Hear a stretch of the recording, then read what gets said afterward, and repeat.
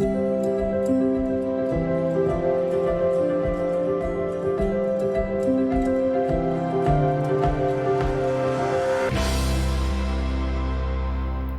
and welcome to our first writing episode. I'm sure you're really anxious to know all about writing and quite scared, but fear not, it's very easy. I'm going to give you a few tips to help you get there. When it comes to writing, you have to know that writing is a process. A process which means you have to get through a number of steps to get there. You can't just get there all of a sudden. You have to follow a number of steps. Let's understand how writing works. You start with your outline. And in your outline, you put your ideas, your main ideas, your supporting details, your thoughts, what you think. You put these down in bullet point forms. You don't need to write them in full sentences. Now, I advise you to do this in order for you to find it more easier when it comes to finding the information you're looking for. So try to put your information or your ideas in order to help you when it comes to writing the essay. Now, once we've done the outline, we move on to the essay part of the question. Now, the essay should always be written in full. You should write it in paragraphs, in full sentences, and it should talk about one main theme by elaborating on your main ideas, supporting details, and giving examples. It's very important. We're going to give you a number of steps to help you get there in a few minutes after we've looked at the writing rubrics. Some of you may be asking, why do I need to know the rubrics for writing? I'll tell you why. When it comes to writing, you're going to be assessed for a number of things. If you know what these things are, it will help you get a nice written essay in a very, very easy manner. You're going to be assessed for your outline. So remember to write down the ideas that you're going to use. Then it comes to the ideas and exposition of ideas and coherence. What do I mean by that? Exposition of ideas is how you present your ideas. So the ideas that you've listed or you've written down in the outline, now it's time for you to present them to us. You have to present them in a coherent way. They have to fit together. I don't want you to just list down the ideas and memorize. If you memorize set book questions and written down in the essay, it shows that you're not thinking. You have to have coherence. So it's not about the number of ideas, but how you present them, which is exposition of ideas, and coherence, how they all fit together. Then you're going to be assessed for the paragraphing and number of sentences. In any essay questions, they always give you, the acquired number of sentences. So they'll tell you, write 10 to 12 sentences, 12 to 14, 14 to 16. So if you stick to the allocated number of sentences, then you'll be on the safe side. Remember, you should always use paragraphing, and we'll get to that in a minute on how your paragraphs should look like. You'll also be assessed for your spelling, your grammar, your handwriting, and punctuation. Remember, when it comes to handwriting, it reflects who you are as a writer. So write in a neat, clean way to show that you've really taken time to write this essay and show the reader and the person who's looking at your essay that you took time to present your ideas. Now that we've established how to write, we need to look at the types of essays we're going to be studying or looking at today in this episode. Today we'll be looking at the expository writing essay. Now, from the name expository, it's to inform and expose. So you're trying to show something. Expose, like expose, to show. These types of essays have three different types. They can either be cause and effect essays, which shows how one thing leads to another and why one thing happens. Cause and effect. Something happens and there's a result. A certain set of events. Very, very simple. The other type of essay is comparison and contrast essays. And if you were focusing on our second episode, you'll know that comparative and contrastive connectors will be very, very useful in these types of essays because we're trying to compare and contrast two things to focus on similarities or differences. The third type of expository essay is a process essay, where people, what do? They explain a process. You're trying to share information and show the reader how something works, how a process works. Process. Remember when we said process is a number of steps? You're just trying to show these steps or this process to the reader. Easy? Now, I know you're saying, why is she talking about all this? I need to know how can I start answering the writing question. Now, it's not easy. Remember, writing is a process. So we're going to take it one step at a time. We start with what? With our sentence. And you're going to be asking, what is a sentence? Now, remember, a sentence is a set of words that is complete in itself. So it starts with a capital letter and ends with a full stop and talks about one thing. This is a sentence. Then we're going to use that sentence to create a paragraph. And a paragraph is a group of sentences all talking about the same thing. So each paragraph or each idea or each topic in one paragraph. Then we said each paragraph has how many ideas? One. You're going to use a group of paragraphs, different ideas talking about the same topic to form what? Your essay. Exactly. So this is how it works. You make sentences, create paragraphs, and then your essay is formed. Easy? Exactly. Very easy. Let's look at this example of a sentence. This is how your sentence should look like. Last spring, my family went on an amazing picnic to Al Khairan Resort. This is how your sentence should look like. I think you want to look at the paragraph. Here it is. Your paragraph should look like this. Remember, it should be indented in the beginning. And this is how your essay looks like. Now, I want you to look at the word indent. Focus and notice that each paragraph is indented, which means that there is like a finger space before you start the first sentence of each paragraph.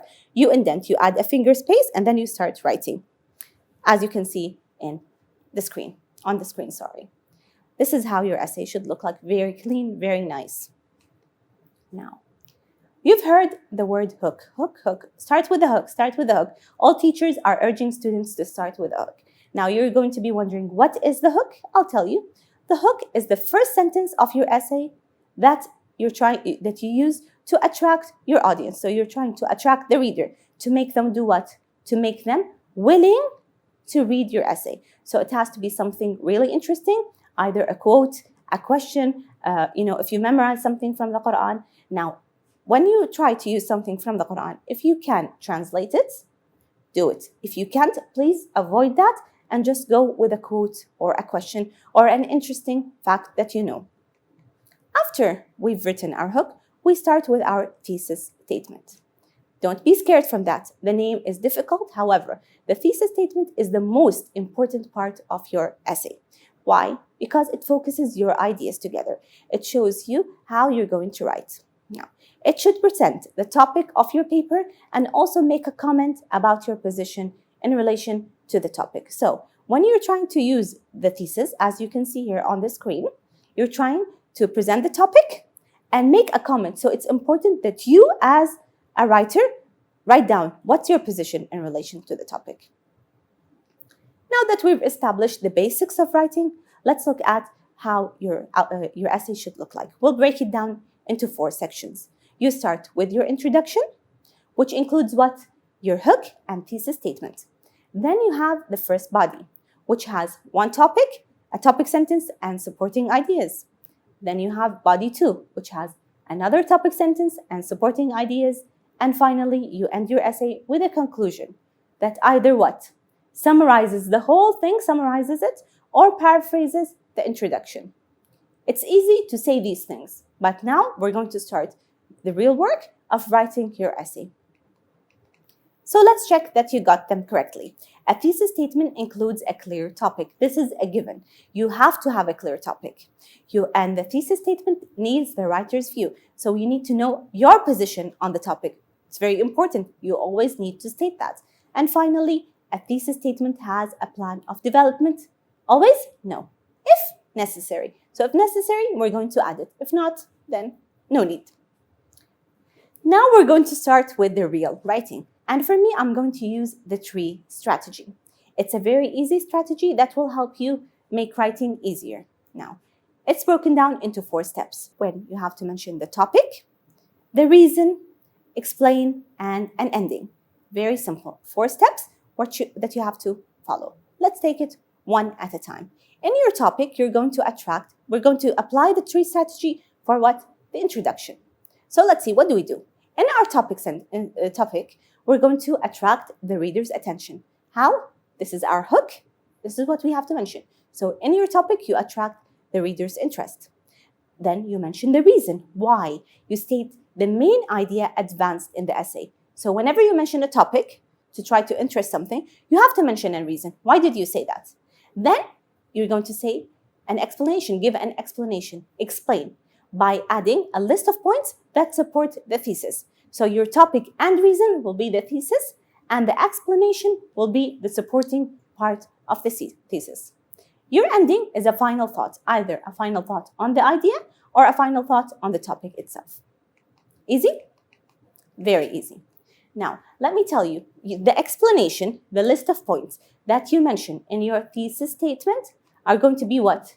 They're going to be the main ideas for your body 1 and body 2. Easy. And now it's time to see a sample. Let's apply writing together. Look at the question. Let's look at the screen. Write about the following. A large number of people move from their homes in country areas to live in cities. Now, where is the question? Plan and write a report of 14 sentences, around 160 words, discussing the causes of rural depopulation and its negative effects. Now, as you can see here, they're asking you to write a report. How many sentences? 14 sentences. And what do you have to do? You have to discuss the causes of rural depopulation and its negative effects. They've even planned the whole thing for you. So all you have to do is mention one paragraph about rural depopulation and the other paragraph about the negative effect. How easy is English? It's all there for you. All you have to do is, just write it down. Let's look at the tree strategy and try to write down the answer. Now, all you have to do is to look at the question. In 14 sentences, discuss the causes of rural depopulation and the negative effects. Let's start with our introduction. You start, very easy. Nowadays, more and more people are moving from the country into the city. This is our hook. I'm just telling you information that maybe is not obvious to you. This is called rural depopulation. I've given you a fact. Now we're going to start with our thesis. In this essay, I will discuss the causes of rural depopulation and its negative effects. And as you can see here, I've mentioned the causes of rural depopulation. This is our first body, and the negative effects, the second body. Now that we've established how to write the introduction, we've moved on to body 1. All you have to do is write down the topic. What is the topic? Which here we said moving to the city, the reasons why people move to the city, and to provide an ending to explain why they do that. So remember to always follow the tree strategy. Write down what your topic is, what are the reasons for that, and what? Explain. Let's see how that works. Many people prefer the city to rural areas. This is a fact. There are many reasons for them to move to the city. Now we're going to provide the reason. One of the biggest reasons is that they seek better public services and education for their children. I'm explaining now. Now they move for many reasons. One of them, better public services and education for their children. They even believe to have better paying jobs there. This is another explanation and another example. The multiple and vast types of entertainment, again, explanation, there such as cinemas, malls, theaters, and restaurants play a big factor in moving to the city. And if you notice these final sentences, they play a big factor in moving to the city. Here, I'm ending the whole paragraph. I'm summing it all up. We're going to apply the same thing for body 2. Mention the topic, the reason, and an explanation. And we said for body 2, what is our topic that we're going to talk about? The negative effects of rural depopulation. So, people do not realize that their move to the city can have a negative effect on the area they live. This is, the part in yellow, is our topic. Now we're going to provide reasons. As people leave from rural areas to cities, the amount of people living there decreases. This is the reason. It's negative because it goes down, it decreases. It can result in people going out of business and even in farms being deserted. Here I'm explaining. Moreover, as more and more people move into the city, they risk the chance of causing overcrowding. Another example. Finally, we're going to get to our conclusion. And remember, we said in the conclusion, you either paraphrase the introduction or summarize the whole thing. Living in a city can offer you many things, but at the same time, you have to be willing to cope with overcrowding. You need to understand that your choice will not affect you, but others as well. For even though you may find great opportunities, you may be robbing your old area from some. And here we've summarized the whole thing for you. Your essay should look like this. As you can see, 1, 2, 3, 4 paragraphs, all indented in a clear way. This brings us to the translation section of the episode. Remember, when it comes to translation, avoid translating word for word. We don't want you to translate every single word. We're trying to translate the meaning and not the word itself. Avoid word for word translation and just get the meaning. The other thing you should do is don't leave space for words you don't understand. So if there are words that you don't know, don't leave a blank space on the paper for them. Just write an alternative or just disregard them and write what you understand from the whole sentence. Let's look at examples of translations to help you get there. Translate the following into good English. لقد أصبح الانتقال من الريف إلى المدينة معكوسا في بعض الدول. So all you have to do is try to look for words that you've taken in your vocabulary and fill them in and then write the whole meaning of the sentence. The move from the countryside to the city has been reversed in some European countries. And as you can see, these are some words that you've studied in class, so it's very easy to translate. It's not very difficult. The other sentence here, صحيح إن الكثير من الأثرياء ينتقلون إلى الريف هربا من الازدحام والتلوث والتوتر. Try to find words that you've studied in class and fill them in. True, many wealthy people move to the countryside to escape from the overcrowding, pollution, and tension. This brings us to the end of our episode.